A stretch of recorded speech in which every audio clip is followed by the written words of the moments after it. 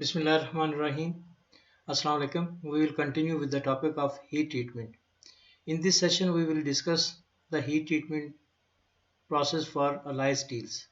So far, we have discussed the TTT diagram, the time temperature transformation diagram for the case of plain carbon steel. By plain carbon steel means the significant alloying element is carbon, whereas for the case of alloying steel, we use other elements to alter the properties of the material. So the probable allying elements could be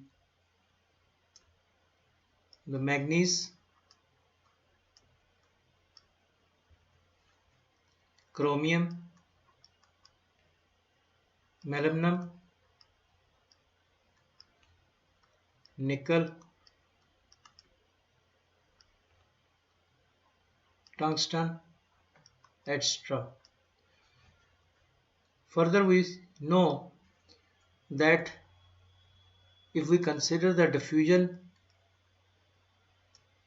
process,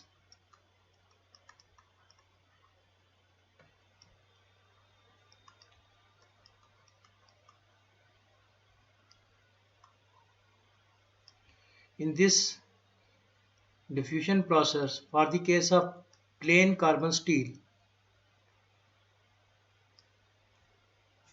the carbon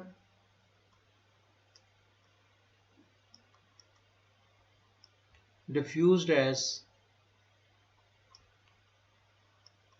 the interstitial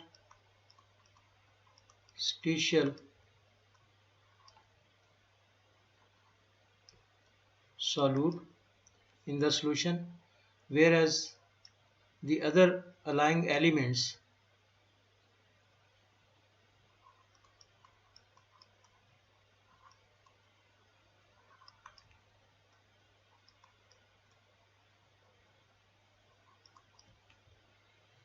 are diffused as substitutional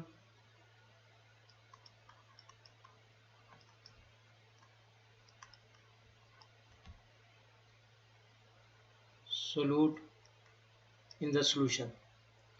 Now if we consider the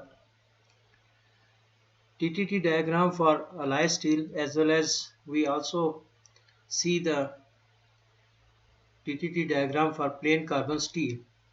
Now here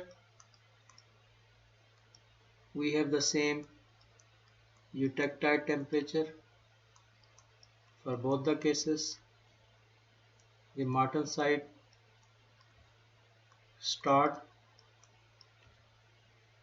and martensite finish temperature. On horizontal axis we have a log time, and vertical axis we have the temperature. Now we are considering both the plain carbon steel TTT diagram as well as the alloy steel TTT diagram. Now this is the stable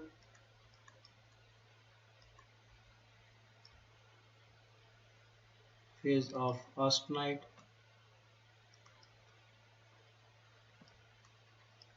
and here we have the austenite plus perlite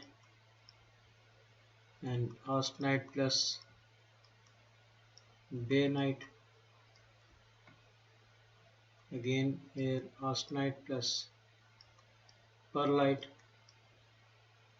austenite plus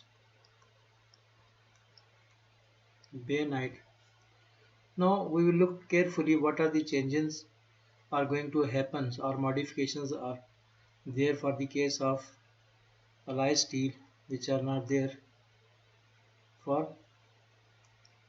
the case of the plain carbon steel. Now the first significant effect is that in TTT diagram for the case of alloy steel we have two C curve for the perlite and two C curve for the bainite, whereas for the case of plain carbon steel we have single two the same 2C curve for the perlite as well as for the bainite. So the changes we are going to have, the number one, we have separate C curves for perlite and bainite. Now the upper we have portion we have the for the C curve for the perlite, and lower case we have the 2C curve for the bainite. Or we can say that the separate nose for perlite and the separate nose for the bainite. So this is first significant effect for the case of alloy steel, which differs from the plain carbon steel. Now the second significant effect is that these C curves are moved towards the right side or on higher temperature or on higher time side.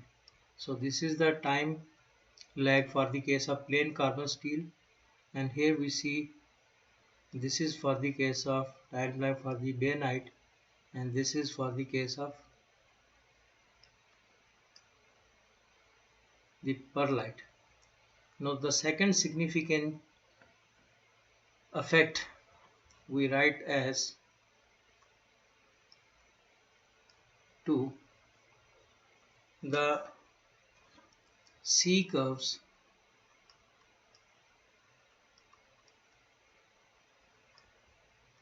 are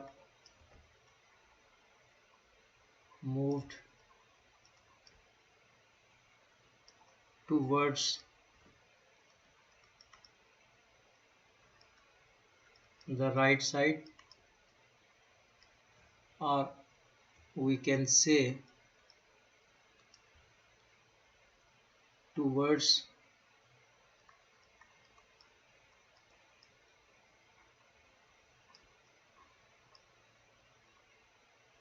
the higher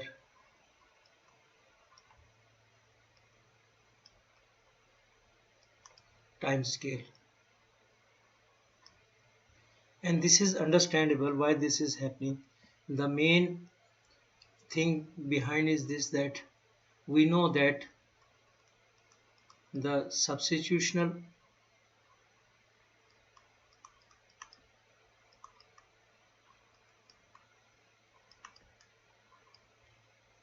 diffusion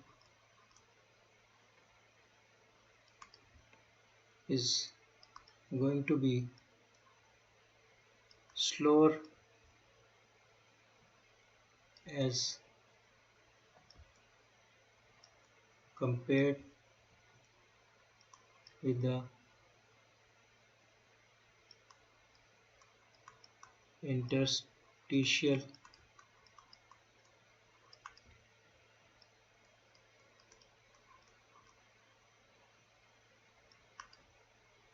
diffusion. So this is going to be the main reason why these curves are shifted towards the right side. Now this is the second significant effect. Now the third significant effect is that the nose of the C curve for the bainite are exposed now. In that case this was not exposed, and we can say if we go for the slow cooling we can produce bainite if we are considering the alloy steel TTT diagram, and this was not possible once we were looking for the plain carbon steel. So the third significant effect we can write as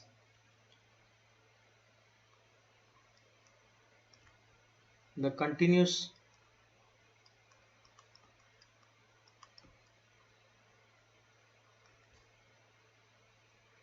cooling can provide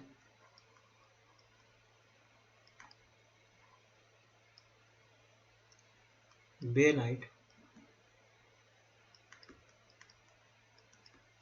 and this was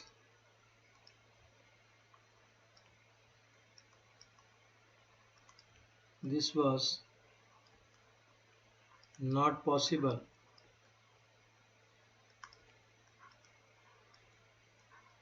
for the case of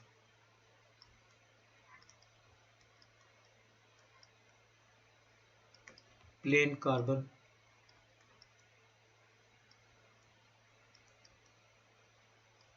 steel. Now, just for own consideration, if we look that if we go for the slow cooling, if we are considering the plain carbon steel, we are going for slower cooling, we are end up with this perlite. And if we go for a very fast rate of cooling, we are end up with martensite. And what will happen for the case of intermediate cooling? Now, here for the case of plain carbon steel, if we go for the intermediate cooling, so the cooling curve is going to pass like this. Now, if we just see, look between the start of the C curve and the finish of the C curve. Now this is the intermediate line which is between start and the finish of the C curve.